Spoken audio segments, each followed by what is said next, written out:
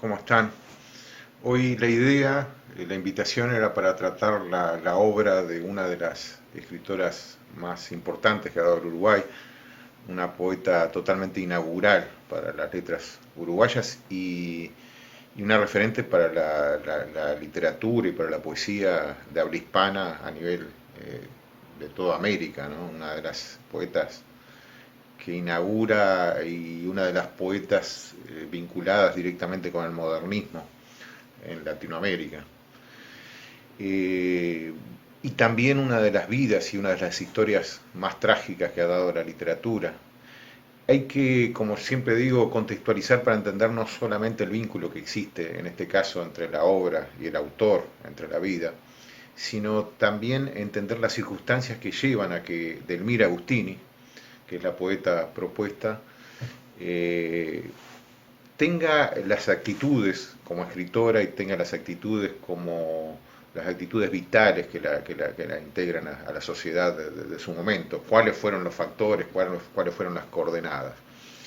Y hay que irse un poquito para atrás para entender un poco más a ese modernismo que en Uruguay tienen como representantes a los más sobresalientes, a Julio Herrera Reisig y a la propia Delmira Agustini, bastante más joven. Julio Herrera nacido en 1875 y Delmira nacida en 1886, quiere decir 11 años de diferencia.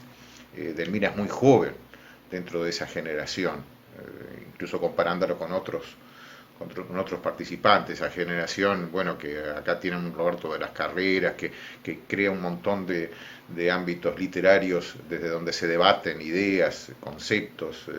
Estaba por esa época el Polo Bamba, el Tupinambá, que convocaba ahí cerca del Solís a muchos escritores, esas tertulias, esos debates, el consistorio de Gaiza Verde de Horacio Quiroga, eh, y lo importante que eran estos grupos y cómo creaban algo muy efervescente y muy provocador para la época, incluso con algunos líos importantes, un Roberto de las Carreras con algún lío amoroso y con alguna venganza, algún tiro de por medio, el trágico momento de Horacio Quiroga con su amigo Federico Ferrando, cuando Federico Ferrando se preparaba para un duelo también dentro de estas movidas, de estas discusiones de época, y Horacio Quiroga lo mata accidentalmente con la misma arma con la que Roberto de las Carreras, con la que Federico Ferrando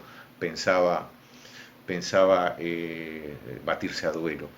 Pero hay que pensar que esta época arrastra no solamente la propuesta literaria, una propuesta literaria que es un eco absoluto de la literatura francesa, de lo que había ocurrido durante el siglo XIX en Francia, con Víctor Hugo, pero sobre todo con toda esa saga de parnasianos y simbolistas que había generado Baudelaire y que había derivado en Mallarmé, en Verlaine, en Rimbaud, en nuestro propio Lafort.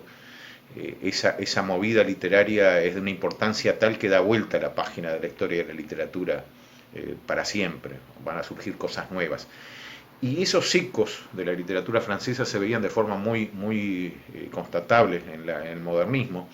Por ejemplo, la orfebrería propuesta desde esa poesía francesa, donde un poeta buscaba un adjetivo con conceptos culteranos, con referencias mitológicas, con referencias sobre todo orientales, exóticas o cósmicas. En el caso de algunos de estos poetas, buscando en el universo una representación de la poesía para hacerla llegar a lugares más desafiantes por momentos.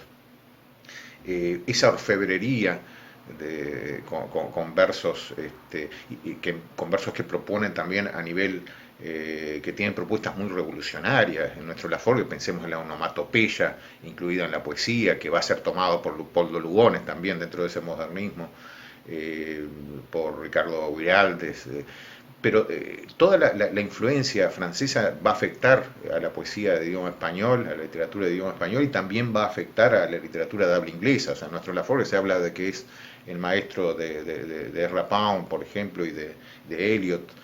O sea, Francia va a proyectar. ¿Y por qué Francia?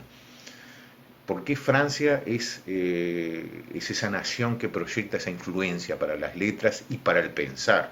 Porque Francia había sido la cuna de la Revolución Francesa, había sido la tierra donde a nivel histórico, político, cultural se había dado vuelta una página también.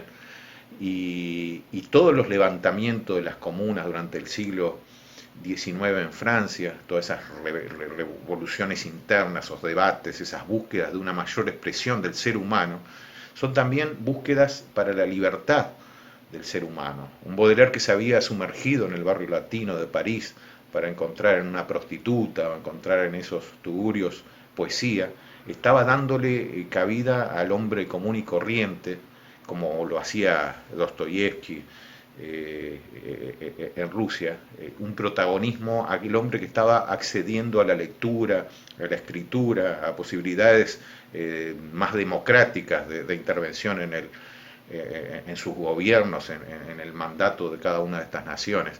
O sea, había todo un juego hacia la libertad, ya no estaba la opresión de la monarquía, ya no estaba la opresión absolutista de un pensamiento de la iglesia.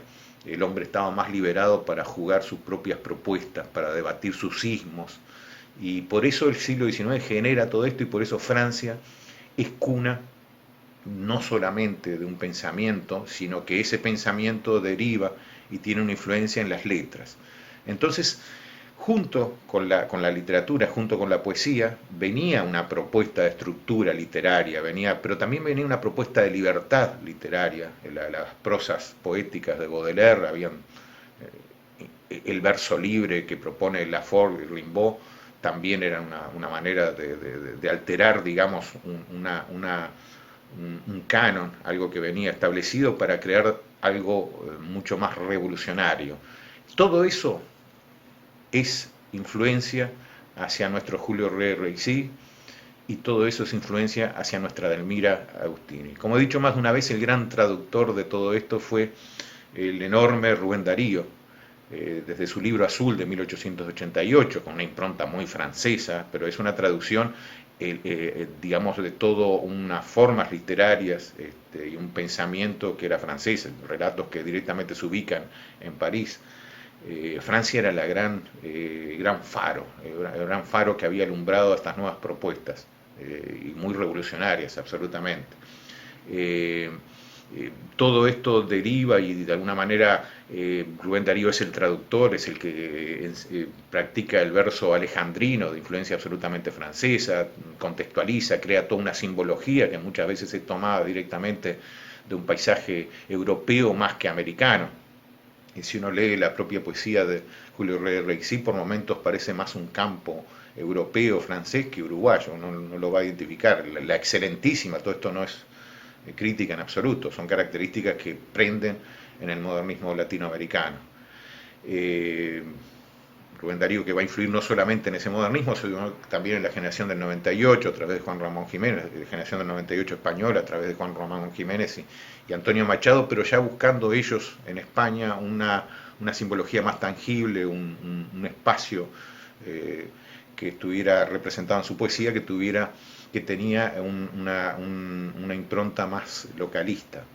Pero aquí el francés y esa influencia es fundamental en estos dos escritores, entonces, que cito como los más representantes del modernismo uruguayo. También, por supuesto, que un Horacio Quiroga va a recibir influencias en el principio, quizás a través de Leopoldo Lugones, quizás a través de otras influencias, pero también él muy lector de los poetas franceses. Delmira Agustín entonces nace en 1886, va a fallecer muy joven, con 27 años nada más, en 1914.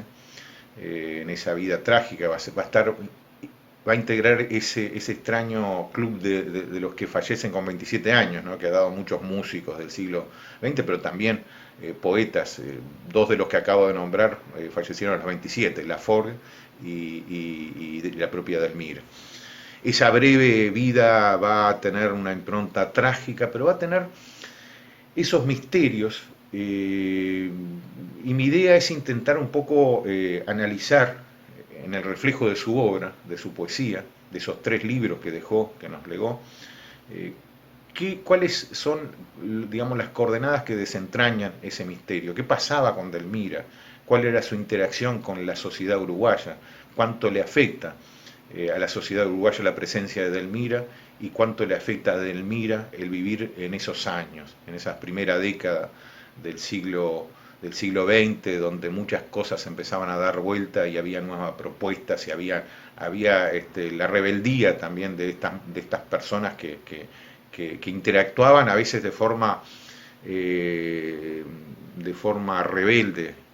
Recuerdo a un Julio Rexí justamente hablando de Tonto Video en lugar de Montevideo y los aborígenes de Tonto Video, y en esa editorial de 1900 de la revista que llamaba La Revista, que él intenta editar sin demasiada suerte, este, pero bueno, salen esos números, y en la primera editorial él dice, Julio Rexí dice, bueno, cuando estaba surgiendo el fútbol, dice, bueno, es normal que un país que no sabe usar la cabeza utilice los pies.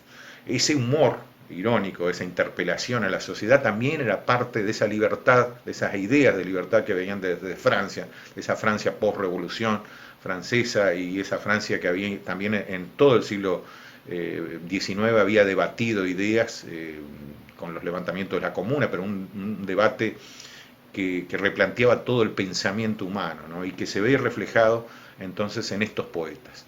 Delmira Agustini nace en 1886 en una familia eh, de buena posición económica, el padre Santiago Agustini, un prestamista, la madre Marta Mulfred, Marta Mulfred de origen alemán, una madre que tenía mucha presencia en la casa, mucha ascendencia, y esa situación del padre prestamista, una profesión que no era del todo, eh, digamos, considerada para una clase alta, la que la familia y todas las familias estas pretendían estar, en donde todas estas familias pretendían entrar, y esa madre con mucha presencia, con un montón de historias que vamos a tratar de repasarlas un poco, de lo que significa la madre de Delmira para esta muchacha que es tratada con mucho cuidado, con mucho mimo, y que el propio padre le va a poner de nombre, de apodo, la nena.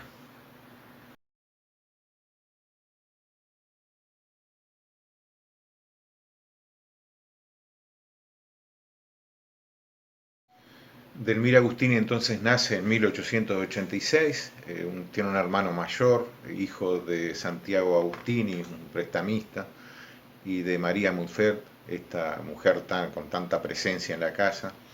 Eh, Uno puede notar o se infiere en distintas actitudes que tiene la familia, de que era una familia con pretensiones también de pertenecer a un contexto social, a un contexto con determinados parámetros patricios típicos de familias de una clase media alta. Deciden que esta niña, que la ven como una niña prodigio, que con 5 años ya sabe leer y escribir, y que es educada para que aprenda piano y para que desarrolle su escritura, su trabajo con el lenguaje, y que aprenda pintura. Esta niña es criada dentro de la casa y es tratada con, yo lo pondría entre comillas, con los privilegios de colocarla también en la presión de que ella demostrara esas habilidades, que indudablemente las tenía en algún plano más que en otro. En mi caso, yo, he revisado en los archivos de Elmira Agustini, he estado en los años que trabajé en la Biblioteca Nacional, cerca a lo que fue su obra, su pintura, lo que ella aprendía de pintura, no son cuadros buenos, o sea, son obras de una estudiante, de una muchacha no con muchas capacidades para la pintura.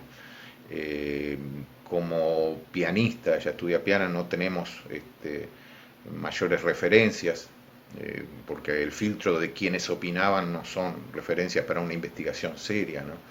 Pero en la poesía, ahí Delmira lograba y logró alcances que son formidables. Y quizás porque la poesía también exponga o busque, esto tiene que ver con la vocación de cada uno, llegar a regiones, como hemos dicho siempre, donde las palabras intentan decir y no pueden.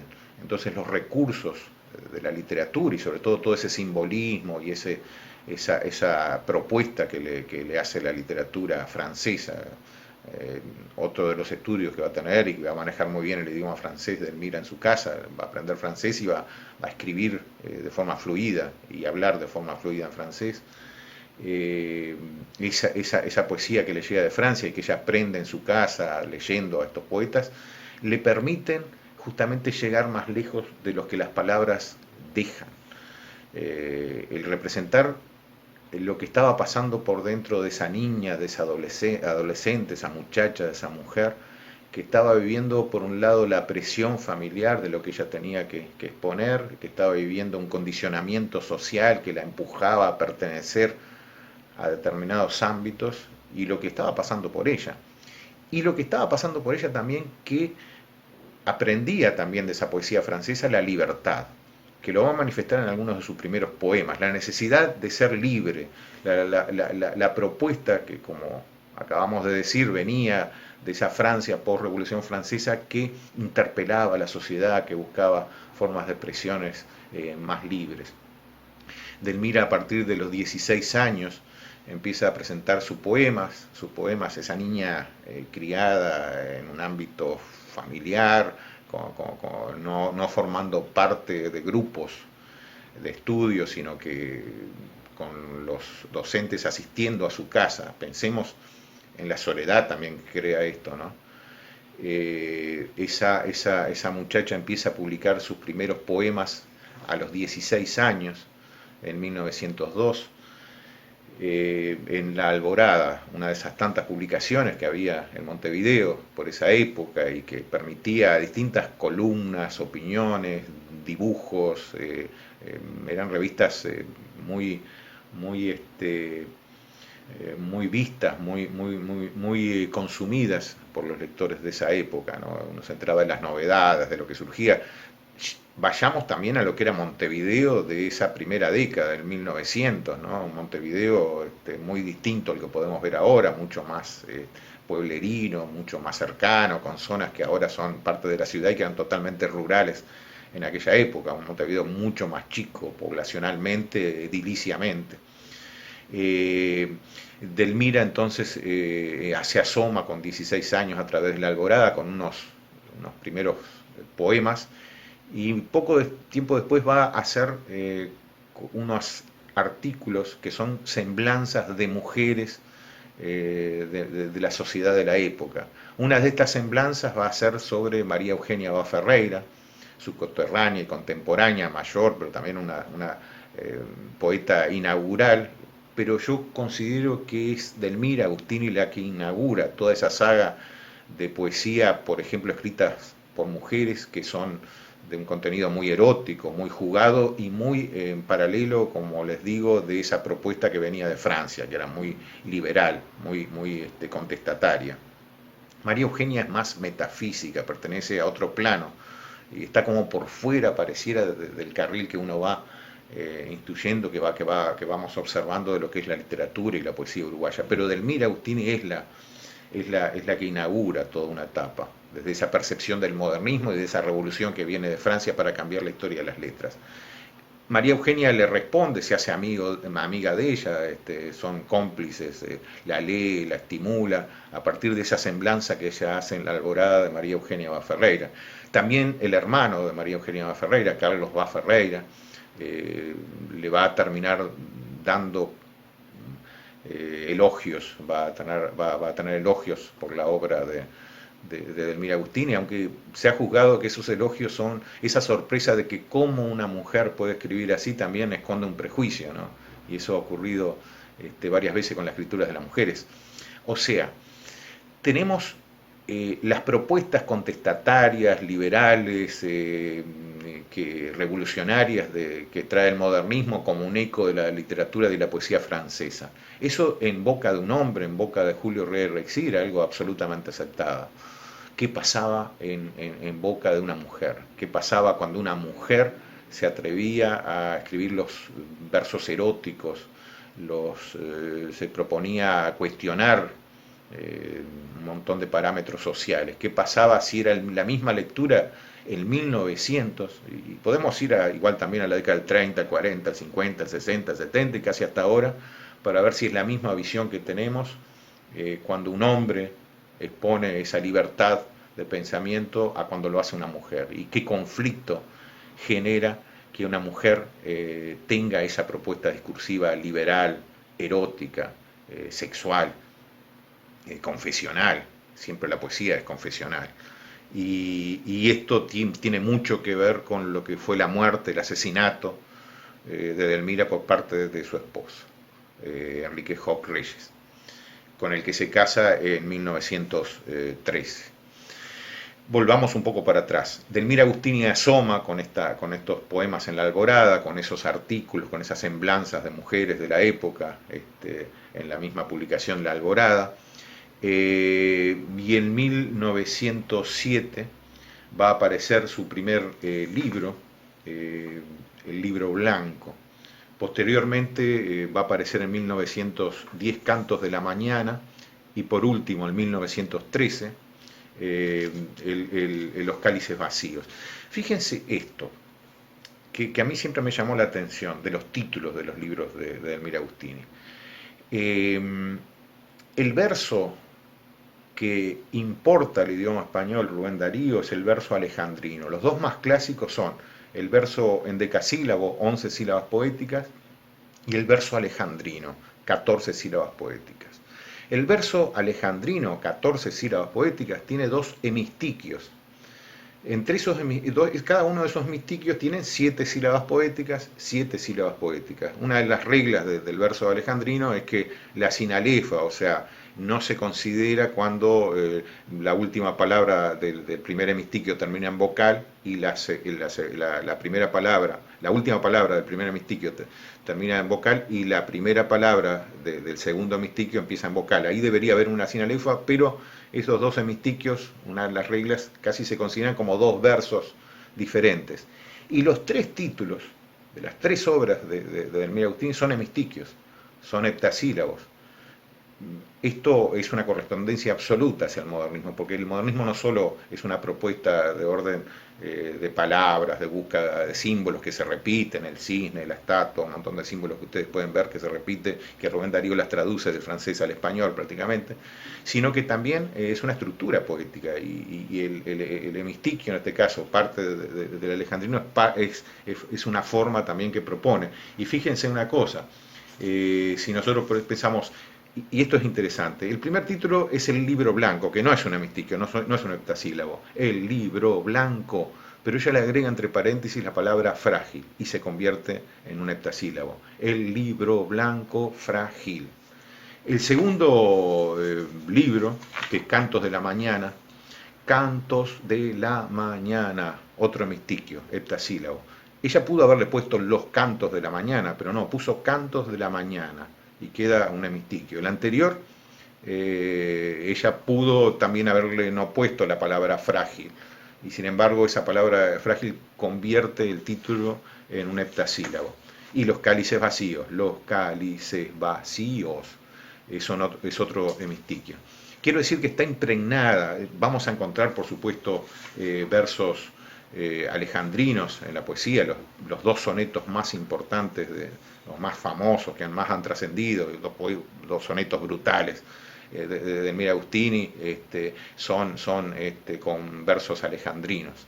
O sea que estaba impregnada la forma de la poesía, las búsquedas de esa orfebrería típica de la búsqueda, donde a veces vemos un ramaje particular, una orfebrería muy Art Nouveau, muy en correspondencia con lo que era la edificación, la ropa de esa época, pero una propuesta que ahora nos resulta absolutamente representativa de esa época.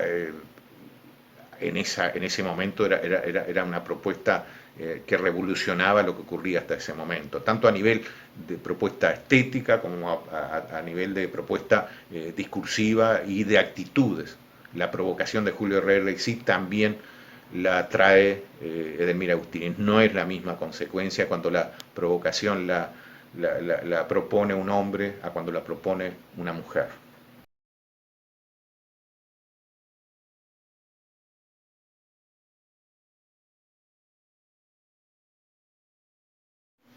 Uno de los que primero elogia también y tiene un acercamiento, una amistad con Delmira Agustini es Alberto Zunfelde, por ejemplo.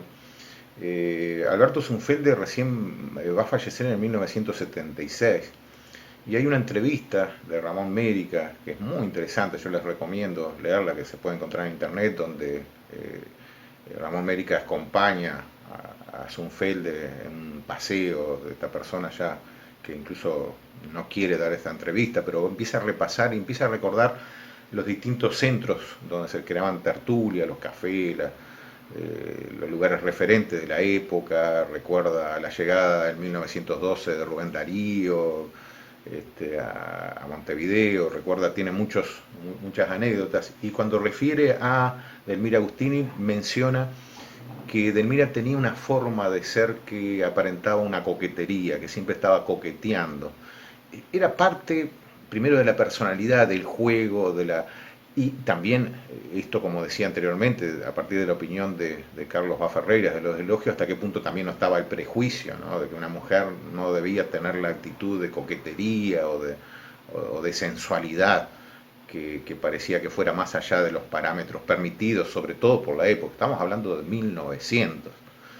Eh, ese Alberto Zunfelde va a referir también a otro personaje que es amigo de Delmire, que se acerca y es muy provocador, que es André Giot de Bardet, que tiene una actitud absolutamente provocadora. El propio Alberto Zunfelde cuenta de cómo este músico francés, este personaje excéntrico que le gustaba, cuando ya los automóviles se estaban imponiendo en la ciudad, ir en un carruaje con toda una propuesta más un poco antigua, pero era parte de la provocación.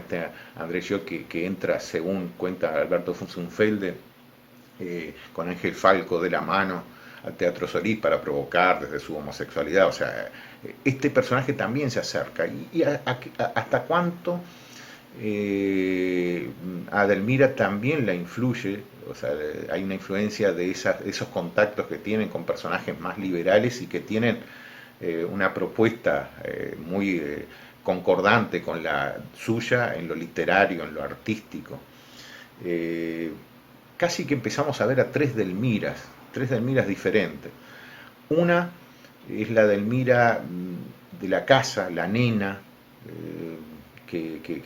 con el orgullo de la familia, de lo bien que escribe, de los maravillosos poemas que compone en medio de un éxtasis, de un trance mediúmnico.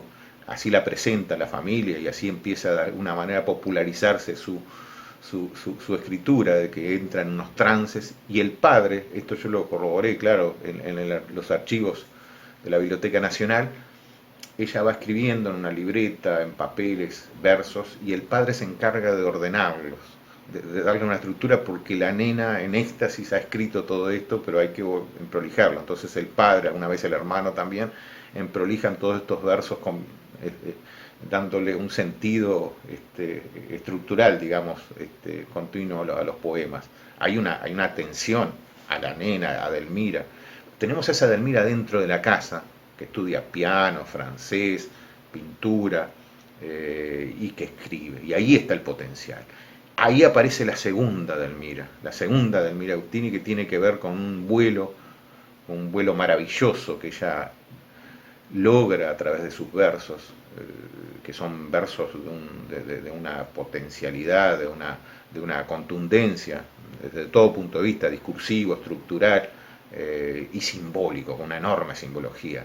Delmira Agustini se siente cómoda con esa influencia de Rubén Darío, con esa influencia del modernismo, se siente volar y logra lugares maravillosos, escapa Delmira Agustini a través de la poesía, va mucho más lejos de esa contención familiar.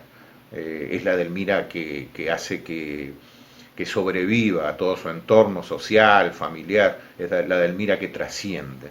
Y la tercera Delmira, que es quizás la que ocasiona la tragedia en todo esto, es la Delmira que debe, como mujer de la época, ser parte de esa sociedad. Seguramente entre los más disparatados interpeladores de la sociedad no había quien pudiera ser pareja de ella, no era normal. Entonces debía buscarse en un hombre de la sociedad. Enrique Hog Reyes se convierte en ese novio con el que se va a casar y que va a terminar tan mal las cosas. ¿Hasta qué punto la familia entendía la trascendencia y la profundidad de lo que Edelmira estaba creando con su poesía? No sabemos. Seguramente el orgullo, el ver que había repercusión dentro de intelectuales importantes, pero ninguno de ellos era parte de ese juego literario que Edelmira estaba encontrando. Ninguno de ellos tenía la explicación de ese erotismo de Edelmira, que huía, que volaba, que buscaba sus propias alas, ¿no?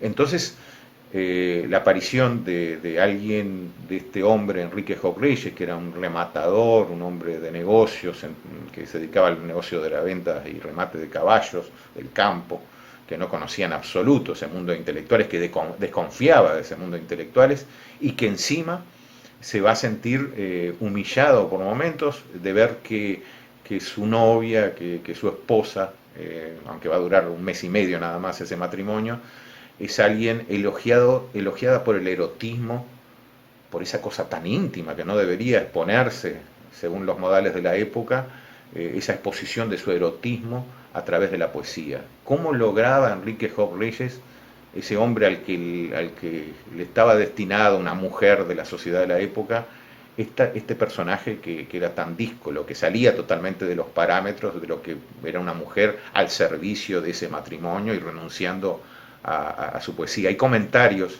de la época de Hog Reyes que indican algo de esto. Como les decía hoy, entonces en 1907, el libro blanco, Frágil, 1910, el segundo libro, el segundo poemario, que es Cantos de la Mañana, y en 1913, el mismo año en el que se va a casar, el último libro, que es Los cálices vacíos. Esa mujer poeta que escribe con un vocabulario muy infantil, Enrique Hog Reyes, las cartas que tiene con Enrique Hog Reyes muestran una muchacha inmadura en su lenguaje epistolar, con esa enorme madurez, en contraste absoluto con ese vuelo libre, maduro, provocador que tenía su poesía. Uno veía a una muchacha con algunos giros lingüísticos propios de una muchacha inocente, pero tan en contraste. Ojo, esa inocencia también va a mostrar un gran erotismo también en lo epistolar, pero sobre todo eso va a crecer a medida que pase el tiempo. En 1912, yo creo que hay algo absolutamente medular en la vida de Edelmira Agustini que provoca unos cambios que van a llevar también a la tragedia final, que es con la llegada de Rubén Darío a Montevideo, cuando ella lo conoce, y con la presencia de Manuel Ugarte, que va a ser como un tercero en discordia para el pobre corazón de Edelmira, que buscaba un escape, que buscaba algo que le hacía sentir feliz, libre, una libertad que seguramente muchas de esas rejas de la época no le permitían.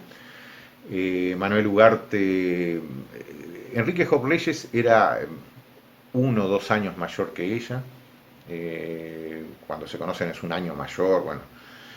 El caso de Manuel Ugarte no, es un hombre para esa época bastante mayor que ella, pero es un hombre que está presente cuando conoce a Rubén Darío.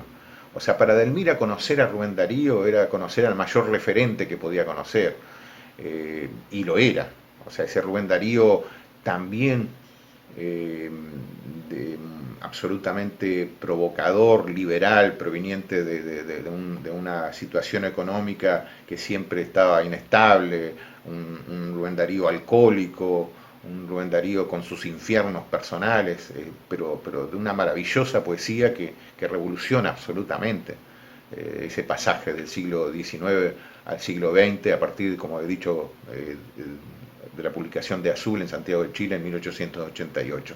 Cuando lo conoce a Rubén Darío, se reafirma esa fascinación de conocer a quien era su mayor referente, y está presente Manuel Ugarte. A partir de ahí comienza un Manuel Ugarte argentino, comienza una correspondencia entre Delmira Agustini y Manuel Ugarte al mismo tiempo que continuaba su noviazgo, su relación con Enrique Hop Reyes. Hasta llega, cuando se habla del matrimonio entre Enrique Hop Reyes y Delmira Agustini, hasta llega a Delmira Agustini a consultarle a Manuel Ugarte hasta qué punto era la correspondencia de él, o sea, si intenta hasta evitar casarse con Enrique Hop Reyes pensando en ese amor que sentía por Manuel Ugarte. Manuel Ugarte le dice que no, que se case, y después hay también una carta que refiere a cómo Manuel Ugarte, estando presente en el casamiento, ella siente que el amor sigue por Manuel Ugarte. Yo les voy a leer un pasajecito, por ejemplo, de lo que es una carta que le envía a Rubén Darío, para ver lo importante que es cuando lo conoce. En esta carta dirigida a Rubén Darío, luego de conocerlo en 1912, y mantiene una correspondencia que lamentablemente se ha perdido en gran parte, dice: perdón si le molesto una vez más, le dice Delmira Agustini a Rubén Darío en esta carta. Hoy he logrado un momento de calma en mi eterna exaltación dolorosa, y estas son mis horas más tristes.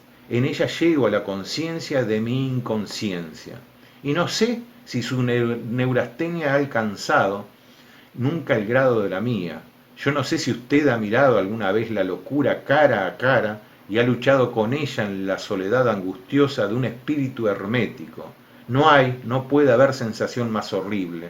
Y el ansia inmensa de pedir socorro contra todo, contra el mismo yo, sobre todo, a otro espíritu mártir del mismo martirio. ¿Vieron cómo se ve lo confesional entre los dos? Se ve que hubo charlas en las que el propio Rubén Darío, que vivía sus infiernos, e incluso hay algunas anécdotas, en la autobiografía que hace Rubén Darío refiere a esta llegada a Montevideo. Su situación económica no era buena, y sin embargo él siempre trata de aparentar que era buena la situación económica. Su alcoholismo, como decía hoy, seguramente hubo algo confesional entre los dos, donde Rubén Darío le confesó su neurosis y sus dramas, sus infiernos personales. Eso hace un acercamiento muy grande entre los dos.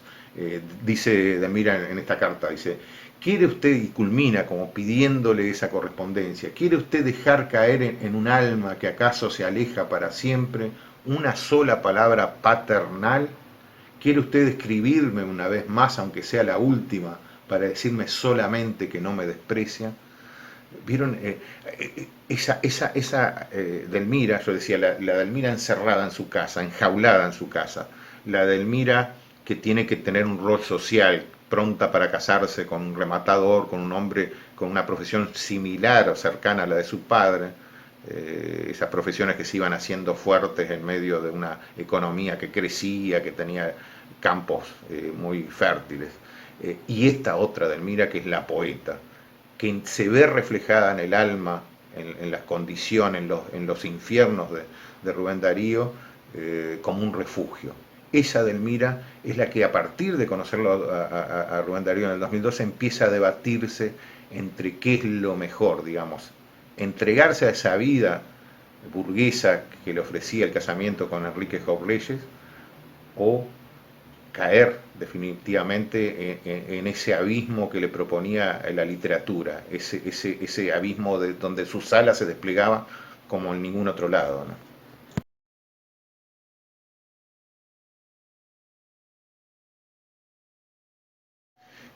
Después de conocer en 1912 a Rubén Darío, yo creo que se afirma mucho más. Ya de Rubén Darío sabía de Elmira, bueno, los elogios de Rubén Darío, pero el haberlo conocido en 1902, yo creo que reafirma mucho más su inquietud para pertenecer y para seguir volando con mucho más ímpetu en ese mundo que le ofrecía la poesía. Uno ve en Delmira siempre, y uno lo nota en sus cartas y en su poesía, en su escritura, un vértigo, una sensación de vuelo en ese mundo, en esa Delmira que tiene que ver con la poesía.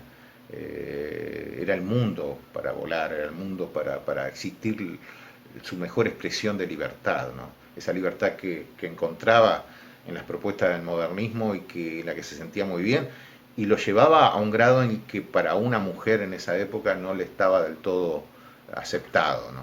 Sobre todo creando la desconfianza no del círculo de intelectuales, de escritores, aunque podemos ver también alguna observación prejuiciosa, pero sobre todo para lo que era la sociedad de la época, contrapuesta a esa libertad que proponía ese eco francés de la literatura.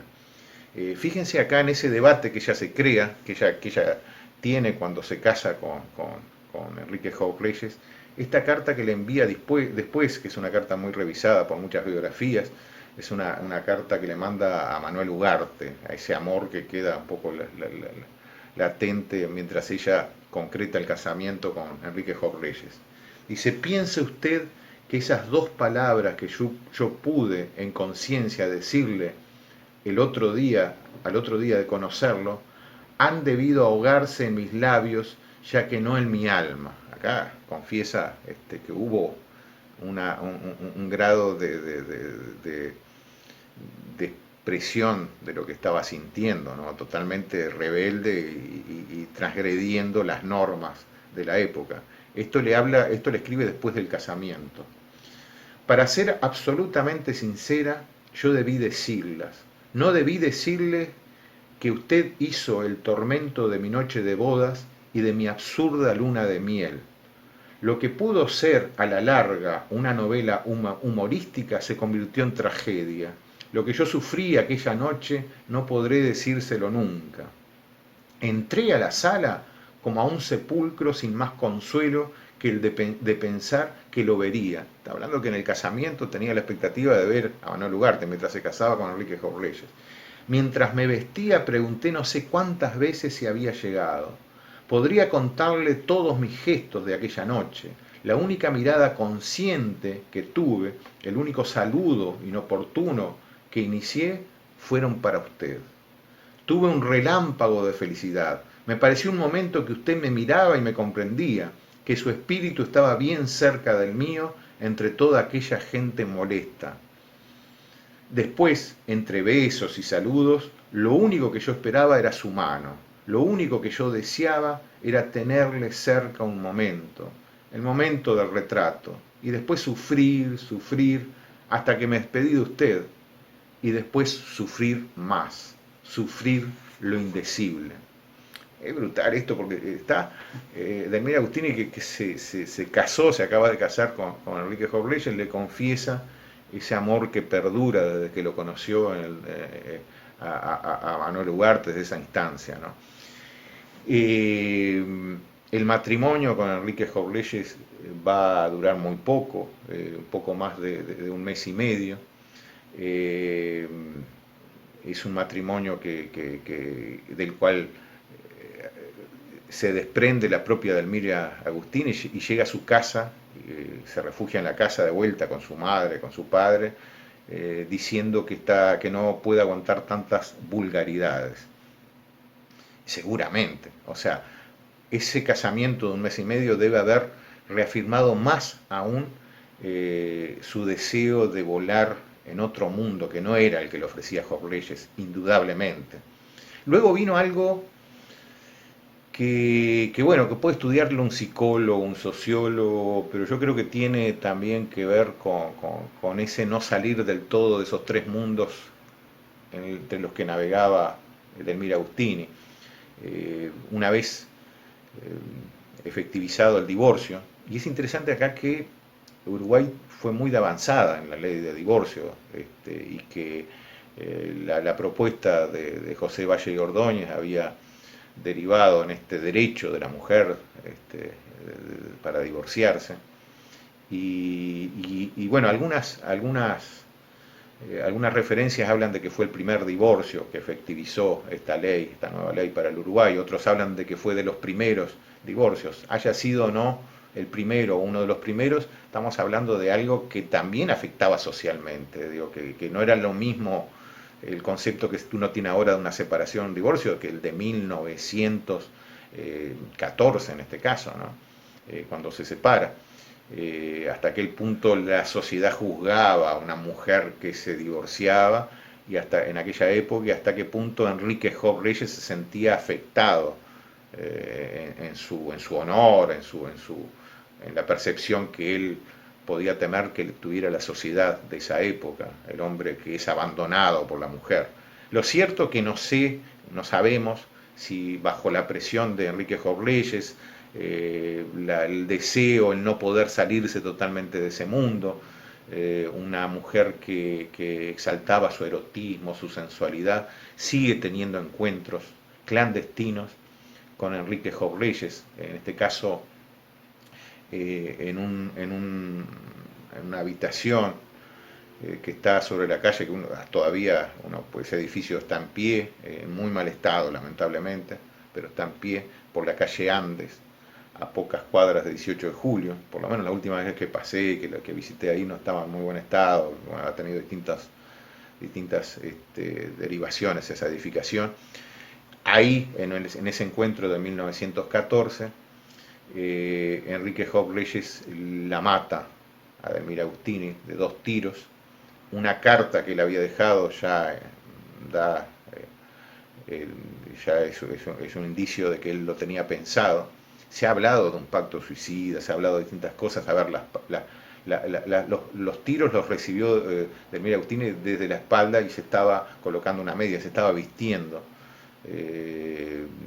Enrique Jobleyes la mata de 2 disparos, ella muere, el cadáver de Delmira queda, es una crónica policial que afecta mucho a la sociedad, que tiene gran repercusión en su momento, ese cuerpo de Delmira sangrante al costado de la cama.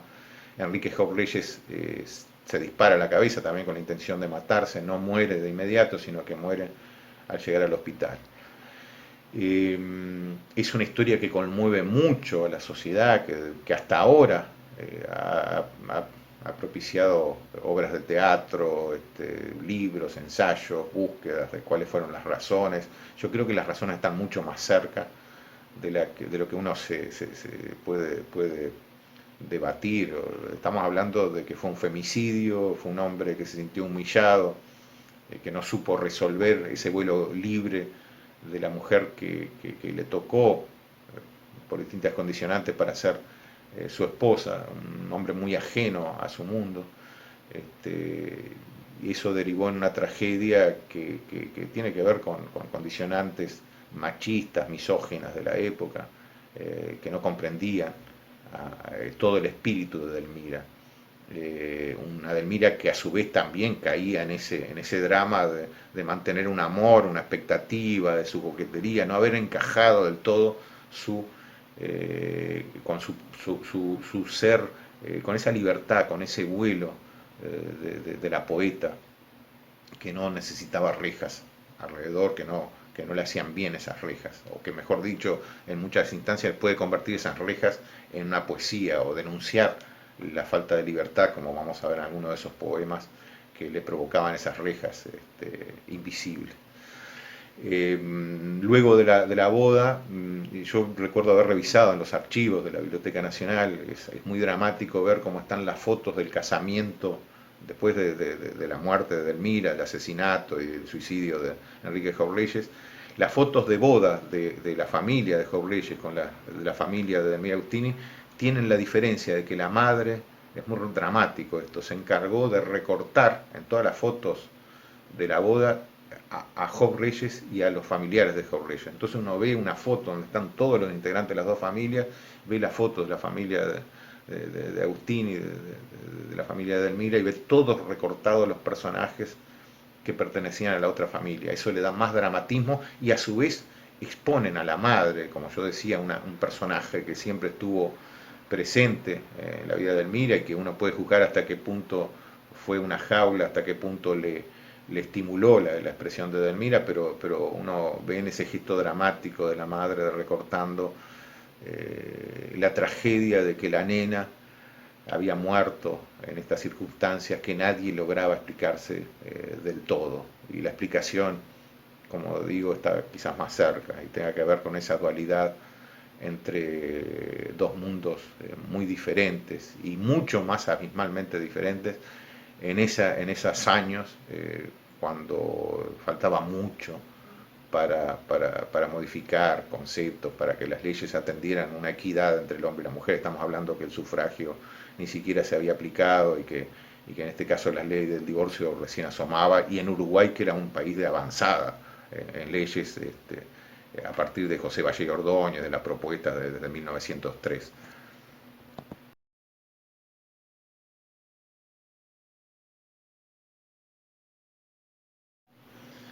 Del libro blanco, entonces, de 1907, fíjense acá como el propio poema interpela en esa búsqueda de libertad que yo les decía, o sea, la propia forma o la propia propuesta de la poesía, cómo se da esta, esta necesidad de libertad, ¿no? Del libro blanco, entonces, Frágil, 1907, Rebelión. Rebelión. La rima es el tirano empurpurado, es el estigma del esclavo, el grillo que acongoja la marcha de la idea.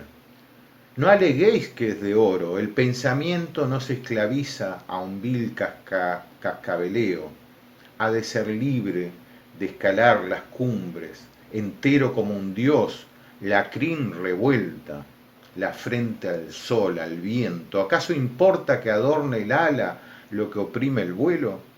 Esa necesidad de libertad, ¿no? Digo, que el verso, acá incluso hasta hay como una teoría que expresa la necesidad de libertad en la propia poesía, que no queda atrapada por por su forma. Todo esto escrito en decasílabo, ¿no? Es el estigma del esclavo, el grillo, siempre en 11 sílabas poéticas. Él es por sí, por su divina esencia, música, luz, color, fuerza, belleza. ¿A qué el carmín los perfumados pomos?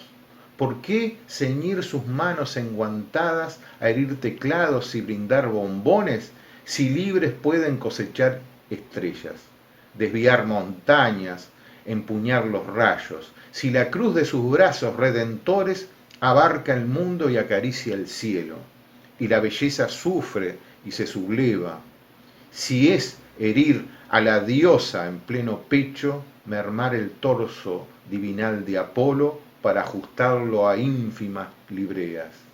Para morir como su ley impone, el mar no quiere diques, quiere playas. Así la idea, cuando surca el verso, quiere al final de la ardua galería, más que una puerta de cristal o de oro, la pampa abierta que le grita, libre. Esta es la Delmira que yo digo, de las tres Delmira, esa enjaulada en su casa con algunos condicionamientos, esa otra Delmira que debe insertarse socialmente, esta es la Delmira que quiere volar, es la Delmira que va a chocar con jaulas de los otros dos rincones de su obra, ¿no? En este libro está uno de los poemas, de los sonetos más formidables, ¿no? Y más eróticos, más explícitamente eróticos. Esto escandaliza absolutamente. Yo les decía que en el elogio de Carlos Baferreira está también como diciendo cómo una muchacha casta puede llegar a escribir estas cosas. Está el prejuicio de la mujer. En este caso, El intruso es uno de los sonetos más importantes, más famosos, no solo de Delmira, sino que ha dado, yo creo que la literatura habla hispana. Fíjense que está escrito en alejandrino, como le decía hoy. Cuando tu llave de oro cantó mi cerradura, 14 sílabas poéticas. El intruso. Amor, la noche estaba trágica y sollozante cuando tu llave de oro cantó en mi cerradura. Luego, la puerta abierta sobre la sombra helante, tu forma fue una mancha de luz y de blancura. Todo aquí lo alumbraron tus ojos de diamante, bebieron en mi copa tus labios de frescura y descansó en mi almohada tu cabeza fragante. Me encantó tu descaro y adoré tu locura. Y hoy río si tú ríes, y canto si tú cantas. Y si tú duermes, duermo como un perro a tus plantas. Hoy llevo hasta en mi sombra tu olor de primavera. Y tiemblo si tu mano toca la cerradura, y bendigo la noche sollozante y oscura que floreció en mi vida tu boca tempranera. Este poema, a ver, con ese verso nomás, cuando tu llave de oro cantó en mi cerradura, tiene un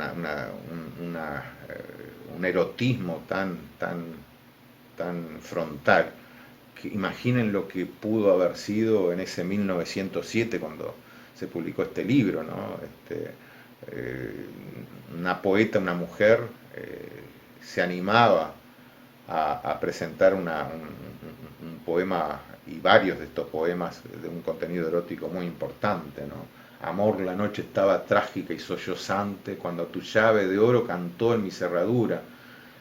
Después todo lo que refiere a lo que queda, ese eco del amor, del encuentro amoroso, ¿no? Que no deja lugar a dudas, y descansó en mi almohada tu cabeza fragante, me encantó tu descaro y adoré tu locura. Que lo diga una mujer hoy en el siglo XXI no traería consecuencias, pero estamos hablando de 1907. Encantos de la mañana, de 1910, otro de los sonetos más importantes de ella y de la literatura de habla hispana, que es Lo inefable.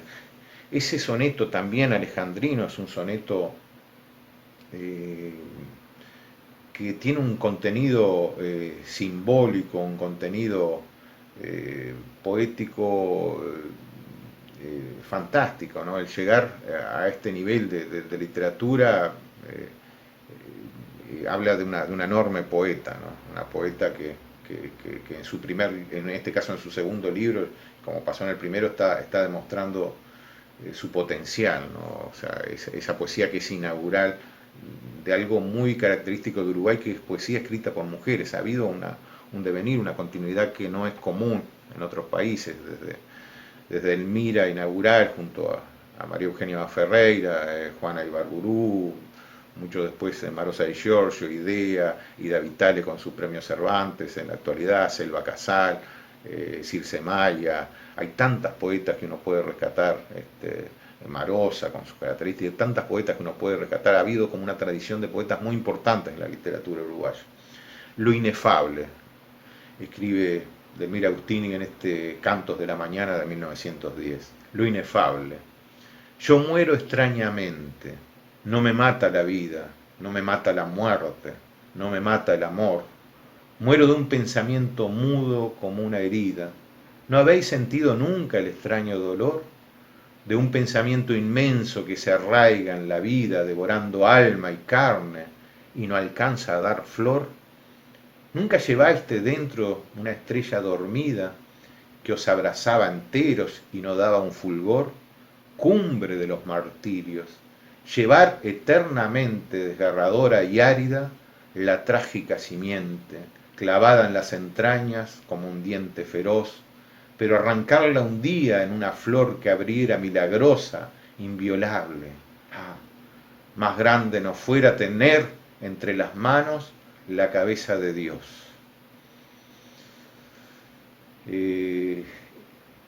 La Delmira Agustini, que está hablando de ese dolor interno que va a aparecer en varias cartas, en las cartas a Rubén Darío, a Manuel Ugarte, y en sus poemas con mucha presencia, ese dolor del encierro, ese dolor de la inquietud, del vértigo que la invita a ir hacia otro lado, que la invita a desplegar unas alas y una sociedad que la contiene. El vampiro, de Cantos de la Mañana también. En el regazo de la tarde triste, yo invoqué tu dolor. Sentirlo era sentirte el corazón. Palideciste hasta la voz, tus párpados de cera bajaron y callaste. Pareciste oír pasar la muerte. Yo que abriera tu herida mordí en ella, ¿me sentiste? Como en el oro de un panal mordiera, y exprimí más, traidora, dulcemente, tu corazón herido mortalmente, por la cruel daga rara y exquisita de un mal sin nombre, hasta sangrarlo en llanto.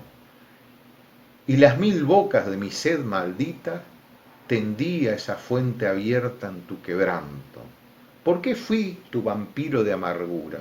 Soy flor o estirpe de una especie oscura que come llagas y que bebe el llanto. Otro formidable poema del vampiro, ¿no? En este caso ella se está ubicando en otro plano, identificándose con un vampiro frente a alguien que no conoce su mundo. En este caso el encuentro de ella con alguien como desde un ser distinto que come llagas y que bebe el llanto, ese vampiro que por ahí sabe navegar en un dolor que un ser cotidiano no puede hacerlo, ¿no?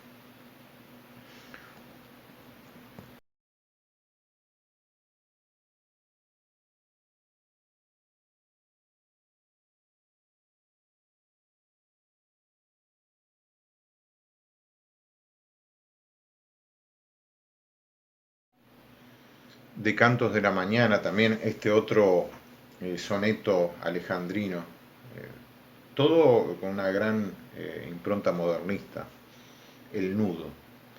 Su idilio fue una larga sonrisa a cuatro labios, en el regazo cálido de rubia primavera, amáronse totalmente que entre sus dedos sabios palpitó la divina forma de la quimera. En los palacios fúlgidos de la tarde en calma, hablábanse un lenguaje sentido como un lloro, y se besaban hondo hasta morderse el alma.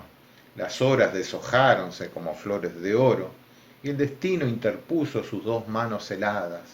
Ah, los cuerpos se dieron, mas las almas trenzadas son el más intrincado nudo que nunca fue. En lucha con sus locos enredos sobrehumanos, las furias de la vida se rompieron las manos y fatigó sus dedos supremos Ananqué.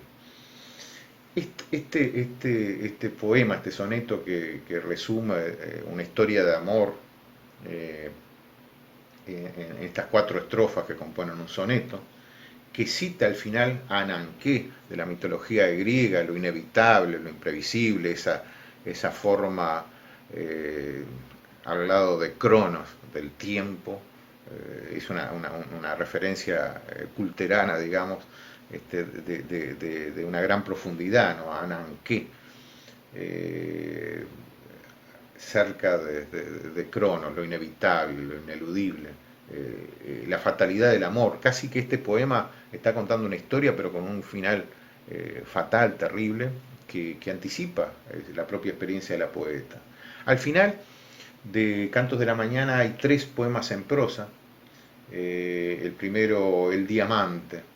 Dice, hoy en una mano burda, instintiva, deforme, he visto el diamante más bello que pueda encender el milagro. Parecía vivo y doloroso como un espíritu desolado. Vi fluir de su luz una sombra tan triste que he llorado por él y por todos los bellos diamantes extraviados en manos deformes. Ese choque de los mundos siempre se ve reflejado en la poesía de Elmira, lo que yo les digo, el sufrimiento de que hay un vuelo de ella que no interpela o no le gana al mundo ese que al final la va a matar. Pero vieron cómo está la dicotomía entre el mundo de la poesía, seguramente el que André Giotti, Zunfeld, Ferreira y tantos le reflejaban, el conocer en 1912 a Rubén Darío para ella debe haber sido importantísimo, indudablemente, ¿no? Era ese mundo en el que ella no lograba pertenecer del todo, de alguna manera no, su condición de mujer la estaba forzando hacia otros mundos que no era el que ella quería estar. El raudal. A veces, cuando el amado y yo soñamos en silencio, un silencio agudo y profundo como el acecho de un sonido insólito y misterioso, siento como si su alma y la mía corrieran lejanamente por yo no sé qué tierras nunca vistas, en un raudal potente y rumoroso. Siempre esos mundos confrontándose, ¿no? Los retratos. Si os asomáis a mi alma como a una estancia profunda, veríais cuánto la entenebrece e ilumina la intrincada galería de los desconocidos. Figuras incógnitas que acaso una sola vez en la vida pasaron por mi lado sin mirarme y están fijas allá adentro como clavadas con astros. Siempre ese choque y esa confrontación de esos mundos, de una mujer que asoma también solitaria en ese enclaustramiento, en esos rincones por donde navegaba Delmira buscando su libertad, ¿no? Los cálices vacíos, el último libro que se publica en vida en 1913, un año antes de fallecer, poco antes de casarse con Job Reyes. Y miren este poema, ofrendando el libro a Eros. Se dice que es el libro más erótico. Yo creo que todos los libros tienen zonas profundamente eróticas, ¿no? Quizás este también porque ella recoge poemas de los libros anteriores y los incluye acá, es que está haciendo un libro quizás más contundente, en la voz más madura. La propia Delmira anticipa que este libro, Los cálices vacíos, están preparando otro libro que ella va a publicar y ella empieza a sentir en sí misma una madurez poética que la va a expresar.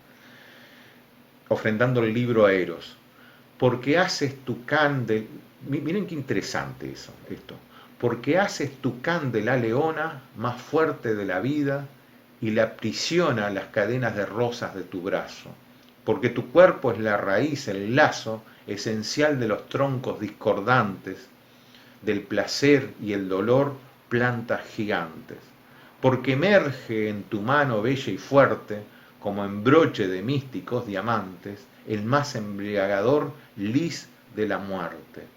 Porque sobre el espacio te diviso, puente de luz, perfume y melodía, comunicando infierno y paraíso, como alma fúlgida y carne sombría.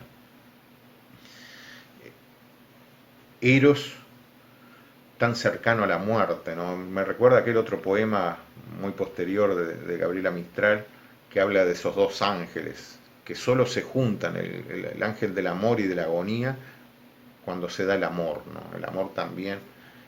El modernismo recoge también muchos elementos, por supuesto, del romanticismo, casi como un tardío romanticismo, pero hay un recoger elementos donde el amor es un sinónimo de libertad. En el siglo XIX había dado muchas obras, Ana Karenina, Tolstoy, yo qué sé, hay un montón de obras que muestran esa necesidad de libertad vinculada al amor, pero que esa libertad termina en drama, termina en el suicidio de Ana Karenina, o termina en más de una obra, Werther.